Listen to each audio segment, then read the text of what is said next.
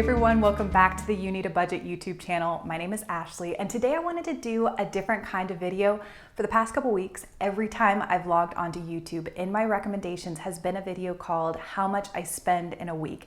It must be making the rounds because I've watched probably half a dozen at this point, but I think they are fascinating. You get to hear from people of different ages in different parts of the country and how much they're spending, and I love it. Each one that I've watched so far has been a single person though, so I was trying to think through how I could do it and not bring Jeremy into it since he didn't sign up to be on the internet. So this past week is a great example because he's overseas still for work. So it's mostly just me, and I'm gonna share everywhere I spent money, and then I'll share totals of any discretionary spending and any bills that affect only me. So my birthday's coming up. I think by the time this video goes up, I will officially be 33, and we live in Northern Virginia in a suburb of a suburb of a suburb of Washington, D.C. So I'm gonna go ahead and rewind back to Sunday, January 5th. I met my lifelong friend, whose name is also Ashley, at a Korean fried chicken place. We ended up sharing a meal, and then I think we got an order of truffle fries, and our total was around $22 or $23. And then after lunch, we went to an early showing of Little Women, and I loved it. And our early bird ticket was $7.25.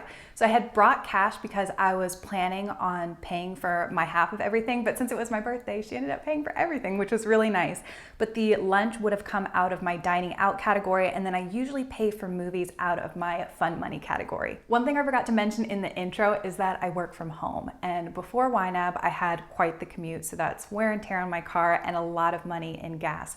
So after like my first few weeks at YNAB, I was like, I have to get out of the house more. So I decided to repurpose my gas money, and I started going to Orange Theory Fitness. So I think it costs about $100 a month for 8 classes. So that comes out to about $12.50.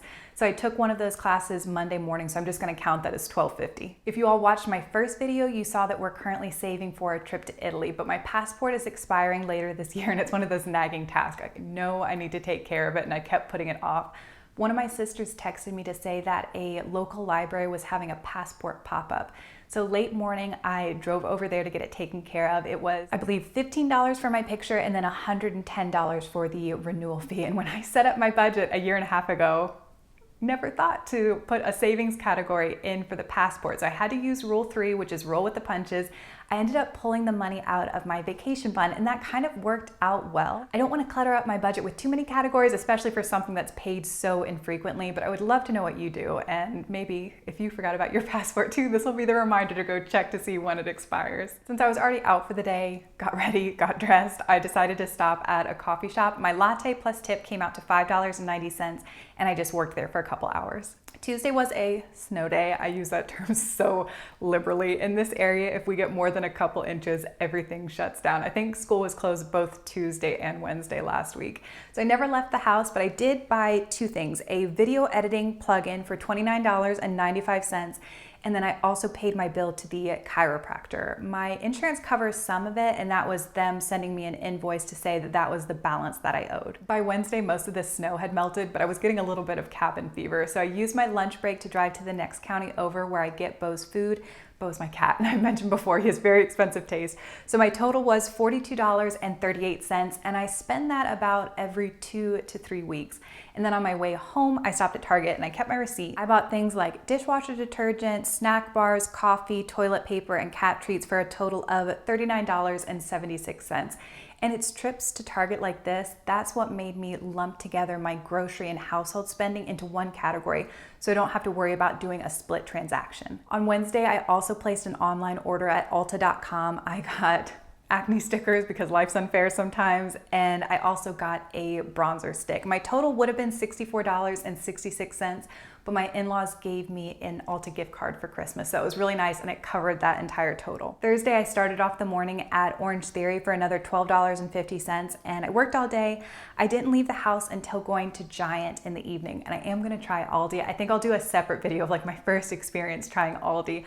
Giant's just super convenient, and I mostly needed produce and meat, rice and pasta. I usually do a pretty big Vitacost order once a month, and I get the fun snacky things like chips and crackers, chocolate, specialty teas. I had done that at the beginning of January, so I didn't need to buy any snacks on this trip. So $50.93, that's about right. And remember, Jeremy's gone this week, so food and leftovers last a lot longer. I started out Friday so hopeful. I really wanted to have one day where I could tell you all that I spent absolutely nothing. So I never left the house. I edited all day. I was feeling so good until I went to check the mail. Opened the little box and I saw these letters sitting in there and I just knew. My stomach dropped and I was like, personal property tax. Completely forgot all about it. Before YNAB, this would have sent me spiraling. How am I going to cover it? Do I have enough? Am I able to pay other bills? But I walked in the house, I set the letters down on the island, and I whipped out my phone, scrolled down to personal property tax, and the money was there. And I don't know how long I'm gonna have to be using the app before that doesn't just shock and amaze me, but that is the best feeling, to be able to sit right down at my computer, pay that bill, and not have to worry about if I'm pulling from another bill or having to take money away from something cool that I had been saving for. So that is the power of budgeting, and I don't know if I'll ever get over it. Saturday, I had to do a terrible thing. So I mentioned my birthday's coming up and my driver's license is expiring and it needs a new picture. So I had to go to the DMV, and I just told myself, have a good attitude. No, it's probably gonna take 2 hours, but just come prepared. So I brought a book. My sister got me the coolest glasses for Christmas. They're Bose. I think they were technically sunglasses, but she got me clear lenses so they pop in and they act as headphones and the person next to you can't hear it. I just think that's so cool. So I read for a little bit and then I also watched pretty much an entire episode of a Netflix show before my name got called. So I spent $42 and I got the new driver's license with the real ID. I think that's why it was a little bit more expensive. So since I was such an adult and I went and did that terrible thing, I treated myself with Taco Bell afterwards, and that was $6.43. Because Sunday, January 5th, I ended up spending no money since my friend treated me, I will end this video on this most recent Sunday. I went to my grandma's, who I call Gammy, and she's so much fun. So we ended up playing Yahtzee, and grandmothers are also wonderful because they feed you. So I ended up having to spend no money. I didn't have to use my own groceries, and she fed me pretty much all day. And it was a really warm January day. It was almost 70 degrees. My cousin was there and offered to wash my car for $20. It was filthy. It hadn't been washed since we got back from Charleston, so even the interior was full of sand. So that was $20 very well spent. And then after leaving her house, I stopped at Starbucks and spent $17.28 to get drinks for me, my parents, and my little sister. And I took them Starbucks and spent some time with them. If you want to guess my total spending for the week, go ahead and get your guesses going. Remember, this is discretionary and things that affected only me. So my passport and driver's license. This is not including personal property tax. Do you have your guess? I will go ahead and I will put the actual total on the screen. And I would love to tell you, well, this isn't a normal week. I don't normally have to renew my passport and renew my driver's license. But if there's one thing that YNAB has taught me, is that there's no such thing as a normal week or a normal month. When I used to fall off the budgeting bandwagon, that's what I tell myself. Well, this was a weird month. I'll start fresh next month and it'll be a lot better. But a normal month never came around.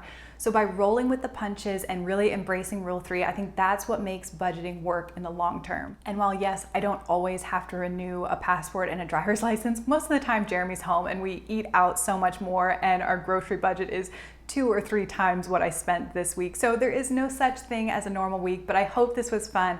A look back into my budget over the past week. It was actually a lot of fun to film. Thank you so much for watching. If you have any questions, you can always leave those down below, and I'll talk to you again very soon.